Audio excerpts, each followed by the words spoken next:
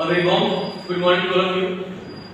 Today, in the campus of Mother Teresa Type English School, I, Kumar Roshan, STNC of the school, invites each and every one of you, especially our principal ma'am, our director sir, our manager sir, the teaching and as well as the non-teaching staff of the school. I welcome each and every one of you and proceed with a very heartful manner that today we are going to start our next training,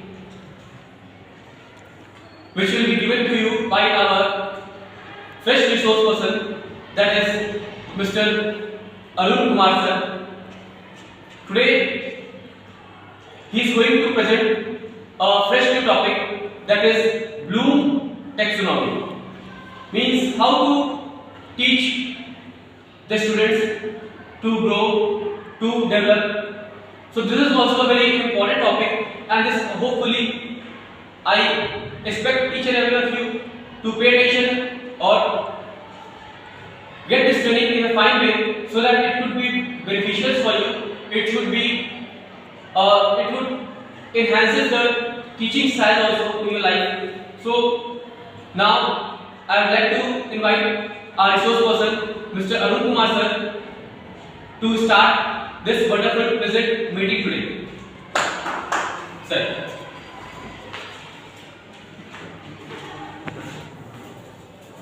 Good morning to Director sir, Principal ma'am, STNC sir, Manager sir, and all our concerning staffs.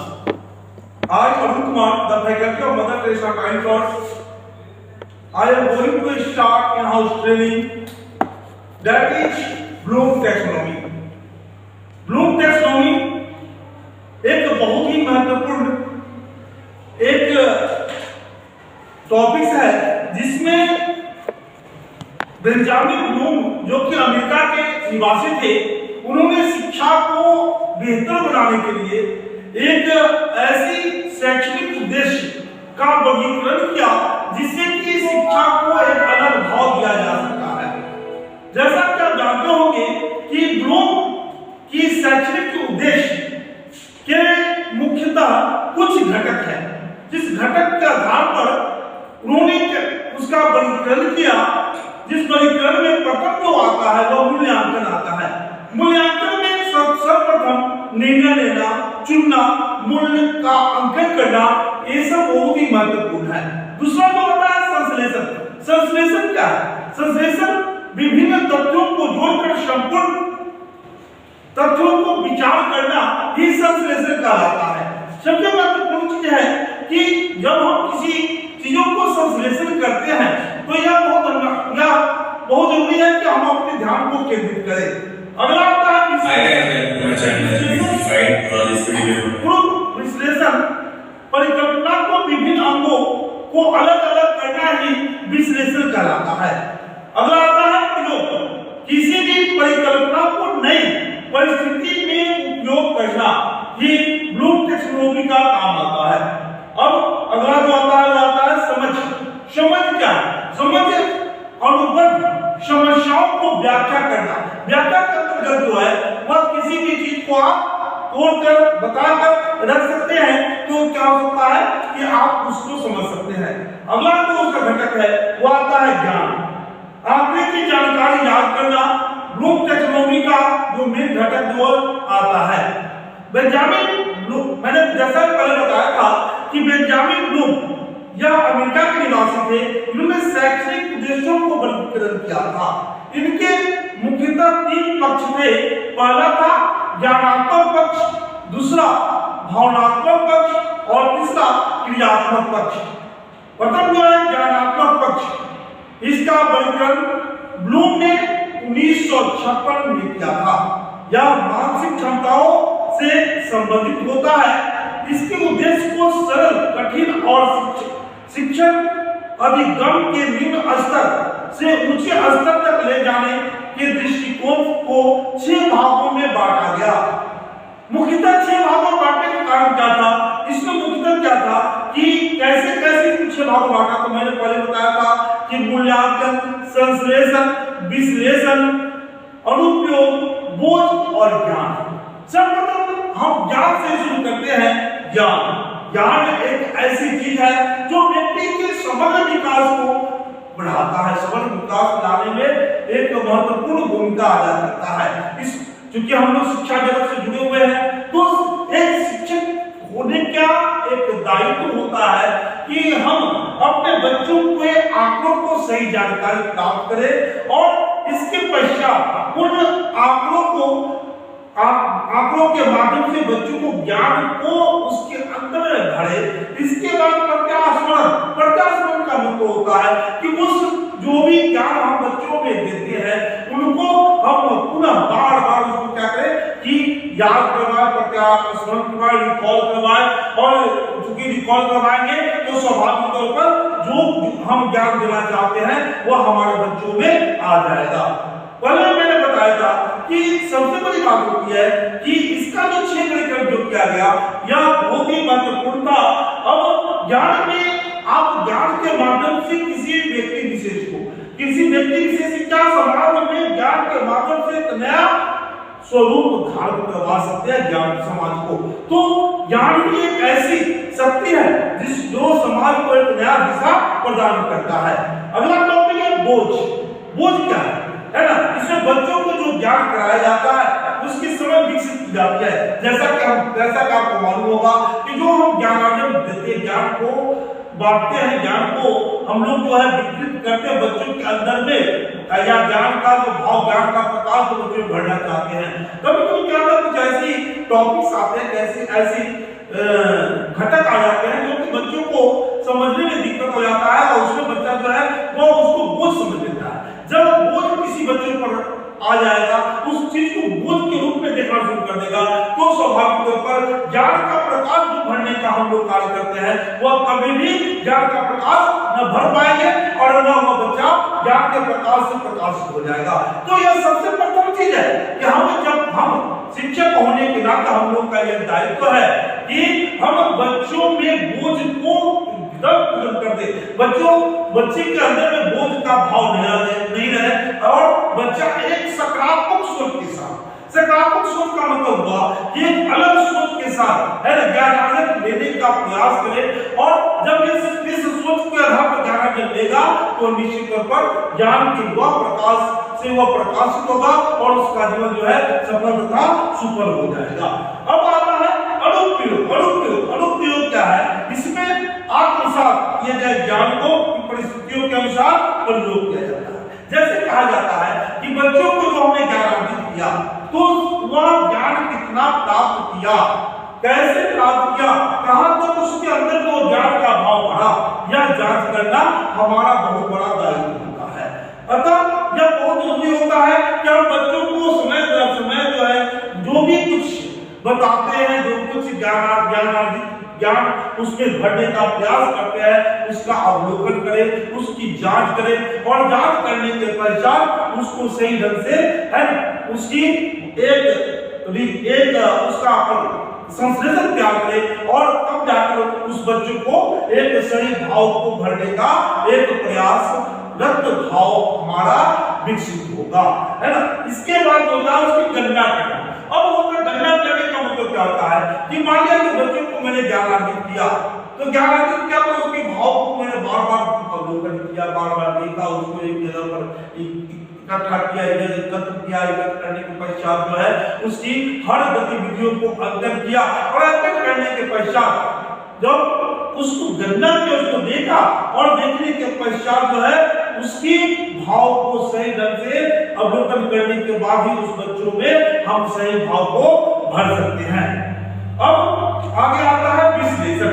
विश्लेषण बहुत ही महत्वपूर्ण चीज है।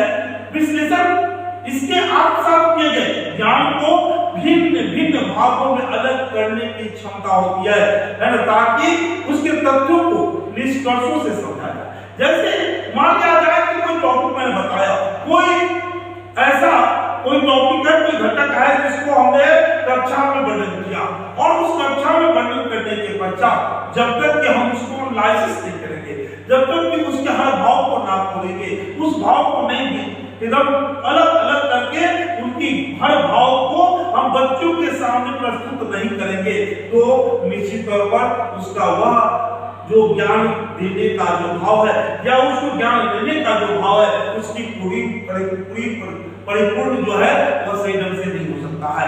इसलिए सबसे बड़ी बात है कि हम किसी भी तथ्यों को बताते हैं, किसी भी तथ्यों को देते हैं या बच्चे जो आत्मसात किया जाता है उसका विश्लेषण करना बहुत ही जरूरी है।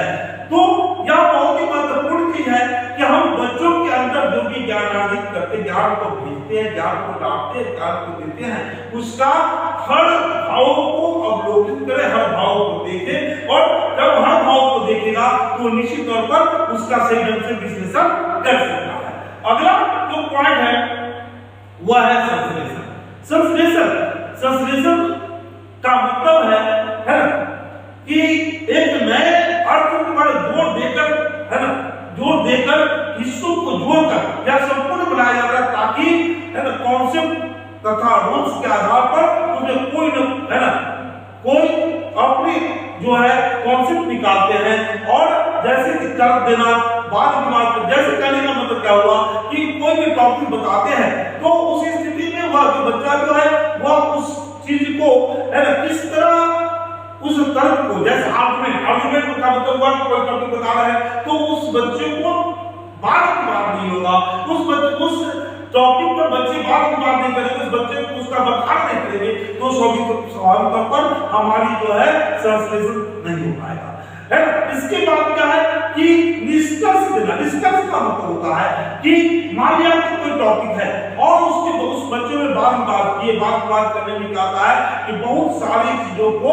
हम उसमें एक दूसरे के जो हेजिटेशन है या कोई कमी है उसको पूरा खत्म करते हैं और उसके बाद क्या होता है संश्लेषण में मैंने जो बता रहा था कि मुख्यतः इसमें जो बच्चों को जो तर्क या आर्गुमेंट में होता क्या है कि मान लिया कि कोई बच्चों को जो भी टॉपिक बता रहे हैं या कोई भी चीज ऐसा है जिसको बच्चे वाद विवाद नहीं करेंगे, बच्चे उस पर किसी भी बड़े टॉपिक पर एक दूसरे से किसी भी टॉपिक पर जो भी कमी है या उसके ऊपर बखान या दोनों के बीचों में जो बखान या दोनों के बीचों तुलनात्मक भाव नहीं आएगा तो स्वाभाविक हुआ नहीं हो पाएगा। बात बहुत महत्वपूर्ण चीज है जो कि शिक्षा को समग्र विकास हेतु यह बहुत ही महत्वपूर्ण चीज होता है कि हम कक्षा में कैसा कोई टॉपिक्स है उस पर बच्चों पे बात करवाने से क्या हो जाता है कि बच्चों के अंदर में जो भी हेजिटेशन है, जो भी किसी वस्तु को समझने का जो भाव या बच्चों को पूछने का जो भाव नहीं हो पाता है वह बच्चा इस प्रक्रिया के तहत क्या करता है कि सीख लेता है। अब मुख्यतः क्या होता है कि उस वाद विवाद पर बच्चों में क्या आया क्या नहीं था क्या उसको सही ढंग से जो जजमेंट करना या कंक्लूड निकालना यह हम लोग का दायित्व होता है और तभी जाकर क्या होता है कि हम संश्लेषण की जो कार्य है उसको सही ढंग से मुख्यतः अब बच्चों के अंदर में भर सकते हैं। अब आता है अगला टॉपिक आता है मूल्यांकन। मूल्यांकन में बताया इसमें सीखे गए ज्ञान का मूल्यांकन किया जाता है। अब कि यह कितना बच्चे सीखे हैं या कितना प्राप्त किया है कि नहीं किया है। सबसे मैंने पहले बताया था कि तथ्य इसमें वे तरीके शामिल किए जाते हैं जिससे हम भावात्मक रूप से सामना करते हैं। जैसे आप जानते हो कि इसका मुख्य जो घटक है वह तारीफ, उत्साह, प्रेरणा आ जाता है। तारीफ एक बहुत ही महत्वपूर्ण चीज है ज्ञान को प्रचार प्रसार के। जैसा कि आप जानते होंगे कि चूंकि हम किसी बच्चे को ज्ञान का भाव भरने का प्रयास करते हैं तो ऐसी स्थिति में आप बच्चों में जब कोई प्रश्नोत्तर होता है या कोई ऐसा समागम होता है वैसी स्थिति में जब हम बच्चों को हर भाव में जिसमें बच्चा अपनी बखान देता है या कोई प्रश्न को उत्तर देता है तो चूंकि हम जब उसका तारीफ करते हैं तो निश्चित तौर पर क्या होता है कि वह उस ज्ञान के भाव से अलंकृत होगा और बच्चा जो है वह सही ढंग से आगे बढ़ेगा, है ना। तो तारीफ में बहुत महत्वपूर्ण है। अब दूसरा होता है कि उसमें, है ना, या हमारी बहुत बड़ी भाव होनी चाहिए क्या कि हम शिक्षा को शिक्षा के में या जो कक्षा में जो हम जाते हैं किसी ज्ञान को प्रदान करने के लिए या किसी टॉपिक विषय को बखान करने के लिए, तो वहाँ का जो माहौल कैसा है, तो माहौल जब उत्साहपूर्ण होगा तो निश्चित तौर पर वह शिक्षा का सही भाव को हम भर सकेंगे। तो वह बहुत बड़ी बात होती है क्या कि हम ज्ञान को उत्साहपूर्ण माहौल को क्रिएट करते हैं। उत्साहपूर्ण माहौल एक बहुत बड़ा भाव होता है। जैसे कि आप जानते होंगे कि हम किसी चीज को बांटना चाहते हैं, किसी चीज को ज्ञान को जब बांटते हैं तो एक ऐसे क्रियात्मक भाव को लाते हैं जिसको देखकर जिसको पढ़कर बच्चा जो है वह क्या होता है, अलग ढंग से उत्साहित हो जाता है। और जब वो उत्साहित हो जाता है तो निश्चित रूप से क्या होता है कि उसके अंदर में ज्ञान का जो भाव बढ़ता है। अब अगर प्रेरणा का मतलब क्या होता है कि हम किसी व्यक्ति के अंदर में जब किसी भी सद्गुणों को लाना चाहते हैं, सकारात्मक सोच को लाना चाहते हैं, तो उसमें प्रेरणादायक भाव होना नितांत जरूरी है। तो प्रेरणादायक भाव कब आएगा, जब वह व्यक्ति जो है वह सही ढंग से उस प्रेरणा को प्राप्त करेगा, वह प्रेरणा से आलोचित होगा। तो यह बहुत ही महत्वपूर्ण चीज आता है बच्चों के अंदर में इन चीजों को लाना। भावात्मक पक्ष को बांटा गया है अधिग्रहण या ध्यान देना। अधिग्रहण या ध्यान देने का मतलब क्या होता है, जैसे कि मान लिया कि किसी टॉपिक विषय को जब हम वर्णन करते हैं, किसी टॉपिक विषय के बारे में हम बखान करते हैं, तो वैसी स्थिति में क्या हो जाता है कि बच्चे कितना अनुभव किया, बच्चे कितना ग्रहण किया, यह बहुत ही महत्वपूर्ण चीज आता है। और उसको बच्चे जो है कितना ज्ञान अर्जित किया, ध्यान दिया, यह बहुत ही बड़ा अवलोकन करना, बहुत बड़ा चीजों को हमको संश्लेषण प्राप्त करना, यह हम लोग का एक बहुत ही बड़ा दायित्व होता है। तो अनुग्रहण या ध्यान देना एक बहुत ही बड़ा भाव है जिसके तहत हम बच्चों के अंदर में ज्ञान का वह भाव भरने का प्रयास करते हैं।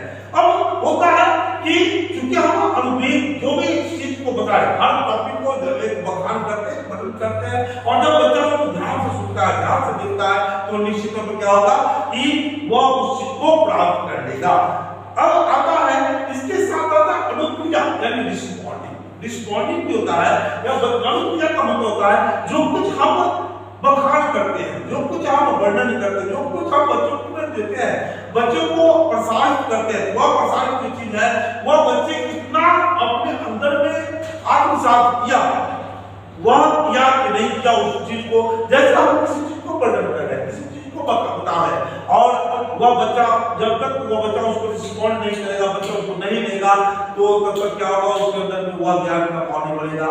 तो यह बहुत ही महत्वपूर्ण चीज है कि बच्चा उस टॉपिक विषय को कितना रिस्पॉन्ड करता है या नहीं करता है। अब भावात्मक कार्य के अंदर जो अगला जो आता है वो आकलन यानी वैल्यू। आकलन एक बहुत ही महत्वपूर्ण चीज है। मैंने पहले बताया आकलन के तहत आप बच्चों को यह प्राप्त करते हैं कि हम अपने अंदर में निष्कर्ष निकालते हैं कि वह उसके अंदर में कितना वैल्यू बढ़ा है या नहीं बढ़ा है, कितना उसके अंदर में वह चीज प्राप्त हुआ है कि नहीं हुआ है। यह बहुत ही महत्वपूर्ण चीज है जिसके तहत हम उस बच्चों में ज्ञान के भाव को भरने का प्रयास करते हैं। यह एक बहुत ही महत्वपूर्ण घटक के अंतर्गत आता है। आत्मा एक ऐसी भाव है जिसके तहत हम हर भाव को बच्चों के अंदर में भरने का प्रयास करते हैं। अब आता है संगठन का मतलब ऑर्गेनाइजेशन। ऑर्गेनाइजेशन क्या है? ऑर्गेनाइजेशन एक ऐसी चीज है जिसके तहत जब तक कि बच्चे एक संगठित भाव से किसी ज्ञान को अंदर भरने का कार्य नहीं करेगा, तब तक क्या होगा कि ज्ञान का वह भाव नहीं बढ़ पाएगा, और जब वह ज्ञान का भाव नहीं बढ़ पाएगा तो निश्चित तौर पर वह चीज नहीं प्राप्त कर पाएगा। तो यह बहुत ही महत्वपूर्ण चीज है कि बच्चों के अंदर में ज्ञान को लाने का प्रयास करना चाहिए, या बच्चों को संगठित करने का जो कार्य है वह हम शिक्षकों का एक बहुत ही बड़ा भाव होता है। अब आता है मूल्यों का चारित्रीकरण या है ना विशेषीकरण। अब चरित्र बहुत बड़ा बात है, कहा भी जाता है, ये आप जानते हो कि चरित्र का एक बहुत बड़ा महत्व किया जाता है कि चरित्र ऐसा है कि यदि चरित्र का एक सही निर्माण हम कर देंगे बच्चों के अंदर में, तो निश्चित तौर पर और वह ज्ञान का भाव से वह अलौकिक हो जाए, वह ज्ञान के भाव से वह भर पाए, अपने आप को ले पाएगा और उसका एक सही चारित्रिक विकास होगा।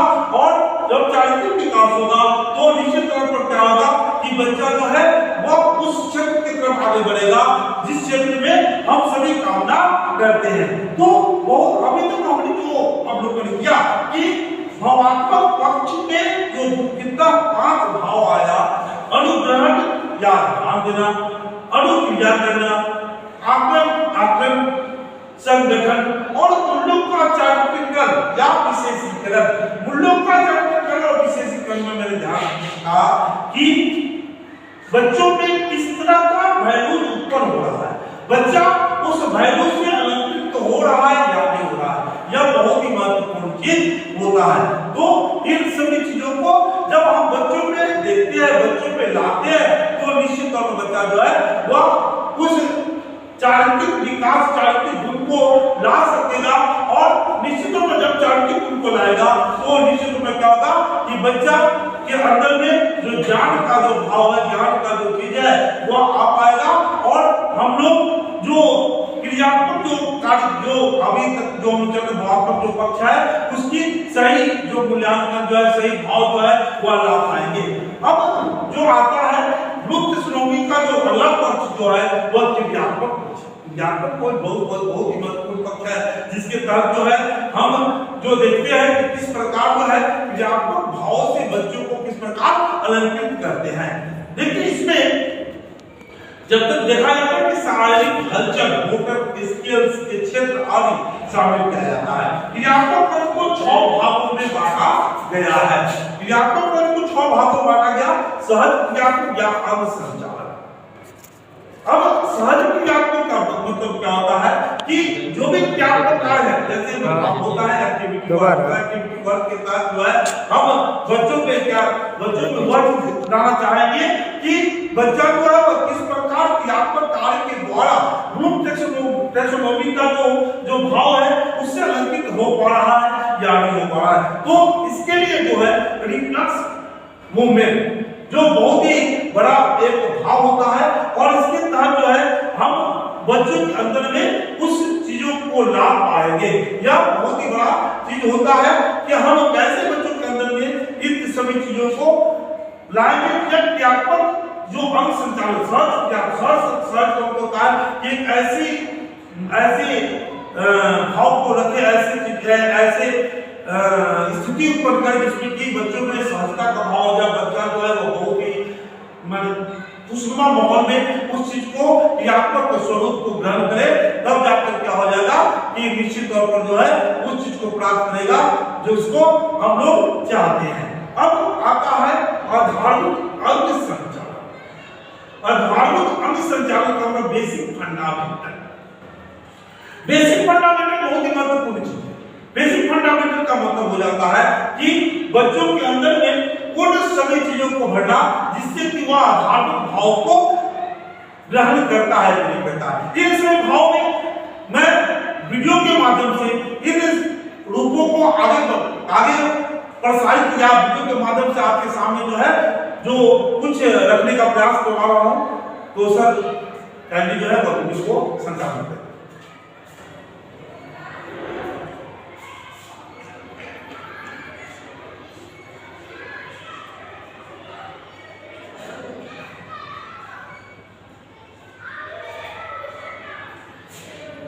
ठीक है, तो जल्दी से देखते हैं क्या होगी ब्लूम टैक्सोनॉमी। तो वीडियो अच्छा लगे तो लाइक करके जाना, चैनल को सब्सक्राइब कर सकते हो। चलो, तो ब्लूम टैक्सोनॉमी की बेंजामिन ब्लूम ने और इनकी कुछ साथ ही एक बार प्रेगनेंट स्टेज इन्होंने इस मॉडल पे टैक्सोनॉमी के साथ में काम किया था। वो थी मैक्स निकलर, डेविड क्लैथॉर और फेमस हैं कि भी इन्होंने अफेक्टिव डोमेन पे ज़्यादा काम किया है। ठीक है, एडवर्ड फर्स्ट थे, वॉल्टर ए थे।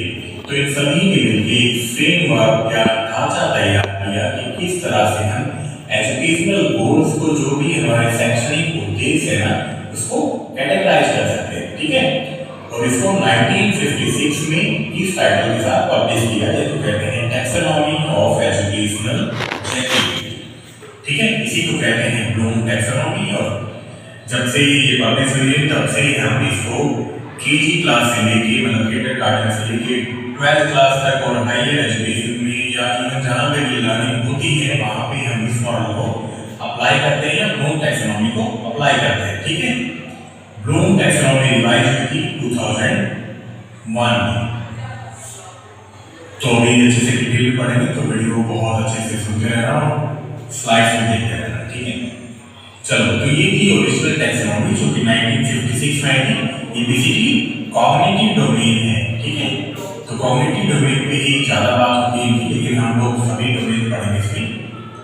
तो कॉग्निटिव डोमेन में ये सभी चीज़ें दी थी इन्होंने 6 कैटेगरीज दी थी जिसमें इन्होंने कहा था कि नॉलेज होती है पहले, फिर उसको कंप्रेहेंड किया जाता है, फिर एप्लीकेशन होती है, उसका एनालिसिस होता है, फिर सिंथेसिस होती है, फिर इवैल्यूएशन होता है। तो ये है पुरानी टैक्सोनॉमी कॉग्निटिव डोमेन की जिसमें ये 6 कैटेगरीज है। ठीक है, बेसिकली नॉलेज में क्या है, इसमें हम अपनी प्रीवियस नॉलेज को प्रायर नॉलेज को याद करते हैं, रिमेंबर करते हैं, नई नॉलेज के साथ उसको रिमेंबर करते हैं, देन उसको कंप्रेहेंड करते हैं। कंप्रेहेंड का मतलब होता है समझना, इंटरप्रेट करना, जो भी इंफॉर्मेशन प्रोवाइड की गई है मटेरियल की, मतलब जो भी मटेरियल है और जो भी इंफॉर्मेशन प्रोवाइड की गई है उसको बहुत ज़्यादा अच्छे तरीके से समझना, कंप्रेहेंड करना, उसका मतलब निकालना। ठीक है, और मतलब कैसे निकालेंगे, जब हमें प्रीवियस नॉलेज जो भी साथ में। ठीक है, चलो अब क्या हुआ, अब आते हैं एप्लीकेशन स्टेप पे। तो जो भी हमें नॉलेज हुई है, जो भी अंडरस्टैंडिंग हुई है, उसको सर्टेन सिचुएशंस में यूज करते हैं। ये अप्लाई करना मतलब एप्लीकेशन। ठीक है, देन है एनालिसिस। एनालिसिस क्या होता है, विश्लेषण। जो भी हमारे पास इंफॉर्मेशन हुई है, जो भी हमें उससे ज्ञान मिला है, हम उन चीजों को और ज्यादा एक्सप्लोर करते हैं, उनका रिलेशनशिप समझते हैं और ज्यादा उसको टुकड़ों में तोड़ के समझने की कोशिश करते हैं। ठीक है, टुकड़ों में तोड़ के समझने का मतलब है कि उसको अलग अलग जगह पे अप्लाई करके देखते हैं कि उसका क्या रिलेशन है, कैसे चीजें काम करती हैं। ठीक है, अच्छे से विश्लेषण करना जो भी हमने सीखा है।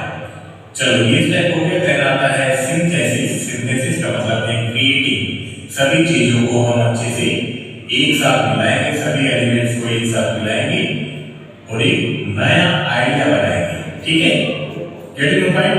पहले नॉलेज की, फिर उसको समझा, फिर उसको अप्लाई करके देखा, फिर उसको और अच्छे से एनालाइज किया कि भाई सभी चीजें अच्छे से काम कर रही है नहीं कर रही। देन हम सीखी हुई चीजों को नई चीजों पे ट्राई करेंगे, नया आइडिया बनाने की कोशिश करेंगे। ठीक है, ये स्टेप हो गया। देन आते हैं इवैल्यूएशन पे, मूल्यांकन पे। तो इवैल्यूएशन में क्या होता है, मूल्यांकन में क्या होता है, इसमें हम चीजों को जज करते हैं, वैल्यू करते हैं कि जो भी हमने सब कुछ सीखा है वो सही है या नहीं है। अगर सही है तो फिर हम उसको फिर सीख जाएंगे, फिर नई जगह पे अप्लाई करना या यूज करना स्टार्ट कर देंगे और वो हमारे कॉग्निटिव डोमेन में, हमारे संज्ञान में।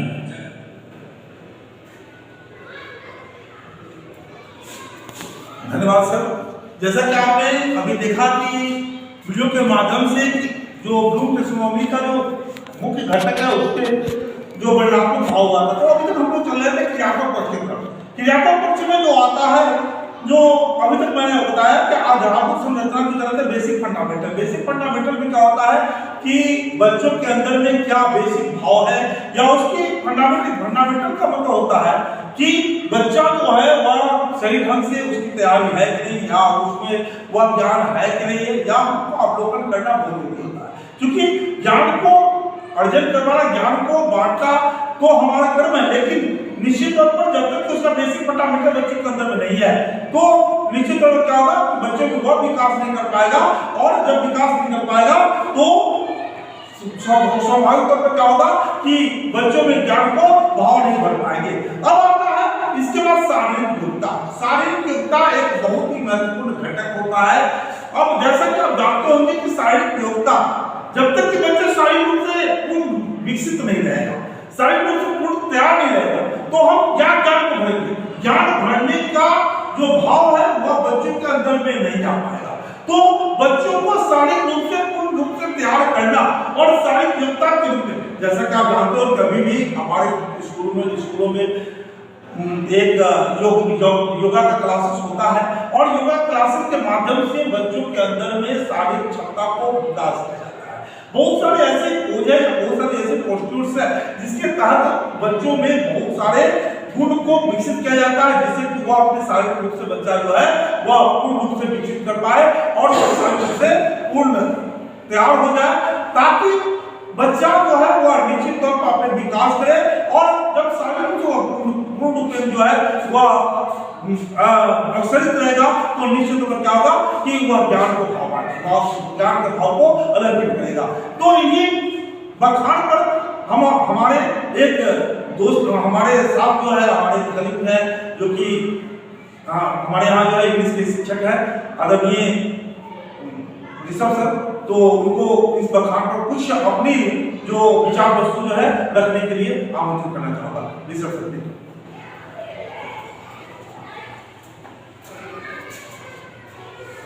First of all, I would like to thank respected Arun sir to giving me this opportunity to say something about today's topic, that is Bloom taxonomy.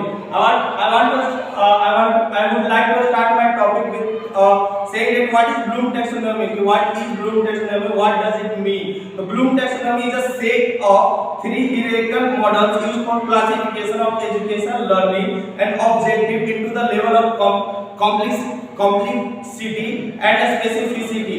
It means simplify that it is the basic way to teach a student how they will learn, how they will progress in their life, how they will build up their personality. It is a new method of teaching, it is a new method of learning to improve the inner qualities of a student. Now, after further moving ahead, I would like to share the history of this Bloom taxonomy, that from where does it come and from where does it started. So the history of Bloom taxonomy is the publication of taxonomy of educational objectives followed a series of conferences from 1949 to 1953, which were designed and improved communication between educators on the design of curricula and examination.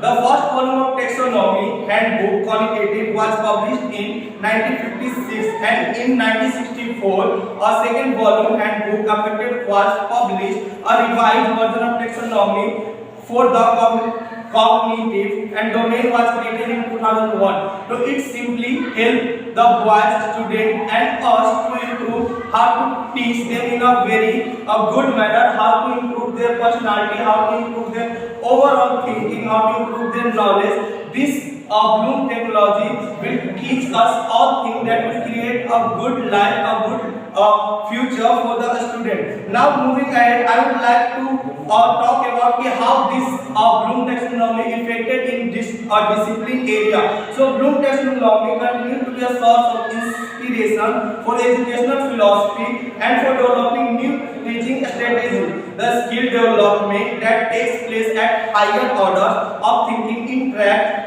well and developing global focus on multiple literacy and modalities in learning and emerging field of integrated discipline. So overall, I would like to say that this Bloom technology is very important in our education system. Every student, every teacher should apply this in their life so that they can build up a good personality and good knowledge. By this technology, by this taxonomy, by this method, we can give a great future and great life ahead to a student, and in coming days in future we will see that further improvement in a student with the help of this Bloom taxonomy, with this pyramid which shown here in, as we can see, which is shown here in this hall. That so first of all we would like to think thing which should be remembered, starting with the first thing, that is remembering, then understanding, then applying, analyzing, evaluating and creating. So first of all, whatever we have been taught, we have been taught, we have to just remember that, and after that we have to understand that in our daily life what today we have been taught, what we are teaching, that we should apply in our daily life, and then we have to apply that in our day-to-day life, and after applying we have to analyze that thing, what we are doing, what we have learned. And so on this point I would like to hand over the stage to our respected Arun sir. Sir, please. धन्यवाद Rishabh sir. जैसा कि Rishabh sir ने आपके सामने जो है Bloom taxonomy के बारे में जितना जो भावनात्मक जो बातों को रखा, उसके लिए मैं कृतज्ञ हूँ। अब आगे है, मैंने बता रहा था कि शारीरिक योग्यता पर फिजिकल एबिलिटी के बारे में। तो फिजिकल एबिलिटी एक ऐसी भूमिका है जिसके तहत बच्चों जो है वो फिजिकल रूप से यानी शारीरिक रूप से वह तैयार हो जाएगा, और शारीरिक रूप से तैयार रहेगा तो निश्चित तौर पर क्या होगा कि वह अपने आप में विकास कर पाएगा। अब आता है जो प्रतिक्षिप्त योग्यता और कौशल युक्त अंग संचालन, यह उसका मुख्य घटक है। और इस घटक के आधार पर क्या है कि यदि कौशल युक्त अंग संचालन उपयोग करेगा तो निश्चित तौर पर क्या होगा कि ज्ञान के भाव को रखेगा, और निश्चित तौर पर क्या होगा कि इन चीजों को ग्रहण कर पाएगा जिसे कि हम लोग उभरने का प्रयास करते हैं। अब आता है सुसंबद्ध सांकेतिकता संप्रेषण, जो यह बहुत ही महत्वपूर्ण चीज है और इसके तहत जो है वह जो ज्ञानात्मक भाव को बढ़ सकते हैं। जैसा कि मैंने बताया कि तीन पक्षों को उन्होंने रखा और तीनों पक्षों के माध्यम से जो ब्लूम टैक्सोनॉमी के बारे में हमने आपके सामने बता दिया। तो अब अंततः इसके लिए अंततः निष्कर्ष के लिए हमारे जो एसडीएम सर है आदरणीय रोशन सर, उनको आमंत्रित करना चाहूंगा कि वे आए और इस पूरे जो घटना, पूरे जो आज का जो इन हाउस ट्रेनिंग का जो बखान है उसका निष्कर्ष निकाले। धन्यवाद Roshan sir, please come. Okay, so I would like to thank Arun sir for his wonderful training, and after this wonderful training, I expect that everyone would have gained much of the knowledge about the Bloom's taxonomy, a very fine topic explained by Arun sir. So later, now after few minutes, you will be getting a assignment sheet with few questions about related to the topic, and you all have to will get half an hour to fill those assignments so that you can complete what you have gained through this knowledge. So once again, I would like to thank each and every one of you. Thank you and have a nice day.